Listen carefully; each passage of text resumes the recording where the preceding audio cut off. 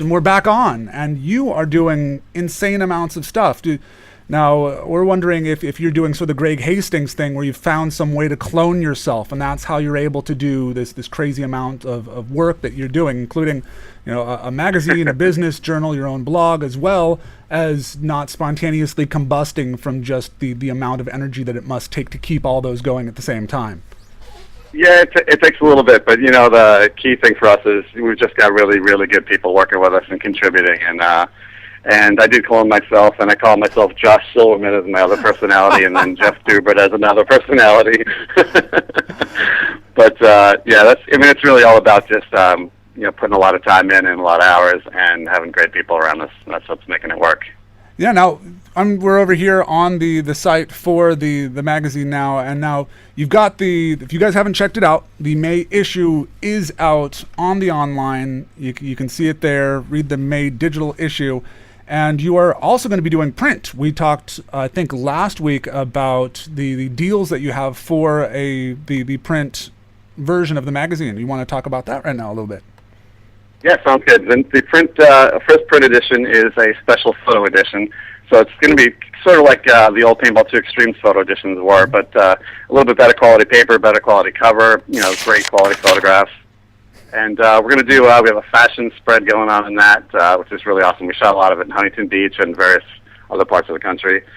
Then some great action photos, and then a section called In Their Own Words, which is some great photos, and each photographer that took the photos just kind of talked a little bit about what was going on when they took the photo, what was in their mind, what was going on in the game, or something to do with the photo. So we're looking at about 160 page first issue. Wow. It's going to be awesome. Yeah, we're really excited about it. Now, this isn't something that you were just sort of thinking about for a while, and it was a long time coming. Was this sort of like a culmination when Paintball 2X fell flat on its face and had to go under? Everyone's going, well, that's too bad, and all of a sudden went, no, wait, it's okay, John is doing his own magazine. Everyone's like, yay, and then the word came down, whoa, we're not sure, we might, I don't know. Was that a decision that you made when that happened? You went, cool, we've got the staff, we know what we're doing, let's just take this and do our own thing? Or was it because everybody screamed and yelled for it, you were afraid that your house would get burned down if you didn't? No, that's a good question, actually. It's sort of one of those things where, and probably other people have been in the situation where you really want to kind of do your own thing, but you're kind of in a good place where you are, and you don't want to really just leave what you're doing and take that risk or whatever, make that leap of faith. And then when things went down with Pacific, it was just time. That was sort of the push I needed to do what I really wanted to do, which was have my own magazine. So it was in the works a long time. It was going to be on the back burner. I would have stayed with Paintball 2 Extremes forever if that's the direction it went.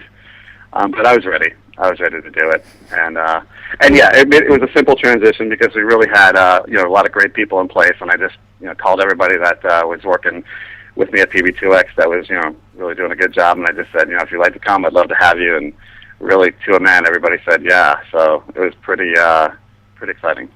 Pretty excited about it. And so yeah, it was a quick transition. I think December 1st was the date we that Pacific closed everything down, and by the 13th we made the announcement that we were doing our own thing. So it was a pretty quick turnaround, but we were ready.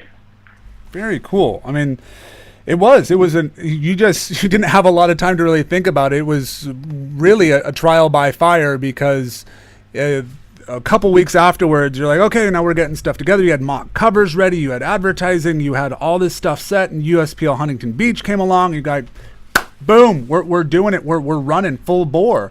And so, how was that for you? That you've got May under your belt. You got that going. Now, is that a chance for you guys to finally relax a little bit and go, okay, whew, we got some stuff set? Or is it like, okay, good, that's done, keep going, go. I think relax is on the schedule for next year. That's definitely not on the to-do list anytime soon.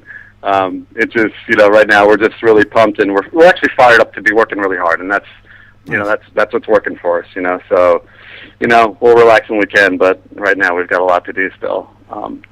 So how is PaintballX3 different from the other paintball magazines that are around. I mean, there aren't many left. It's sort of like a dying breed. Yeah. It's almost like you decided to major in Sanskrit or something like that. Like there's not many people out there doing what you're doing.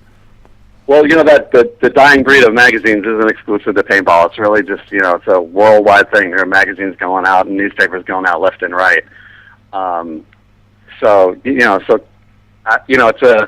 It's one of those things you sort of got to go with the latest technology and the things that are working and the things that people want to see. So, we decided, we were going to originally go with a print magazine, and then we decided to go just quarterly print because we felt like it was trending towards digital. The demographic paintball is. Mm-hmm. I think that's it's the right move for the right time for this time. There's not many paintball magazines left, and it's one of those things. It'll sort itself out. I don't really think about what the other magazines are doing. We sort of just have our mission, our goals, and and we're just going from there. And what everybody else does is cool. We're on really good terms with all the other magazines, and we help each other out. We send each other photos when we need it. It's all good. So it's all good. And that's what's cool about the sport too, is that it's a give and take, and it seems like there has been this subtle transition. I've said this before on the program. When Pacific fell, everyone really freaked out for a bit because it was like, oh God. It's like, one of the cornerstones of the sport just crumbled.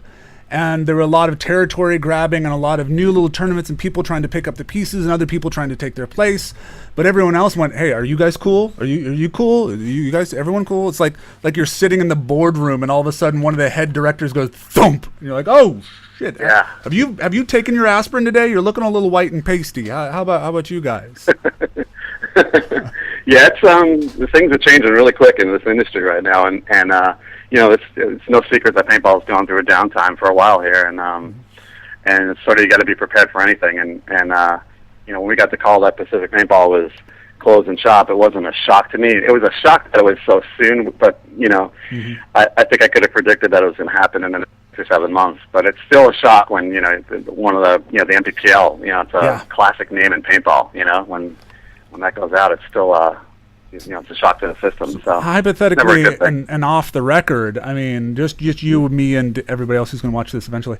What do you think about USPL taking over the NPPL name? I mean, I asked people in the chat, and there was a lot of people just going, "Oh no, let it die," and others going, it's got brand recognition, so.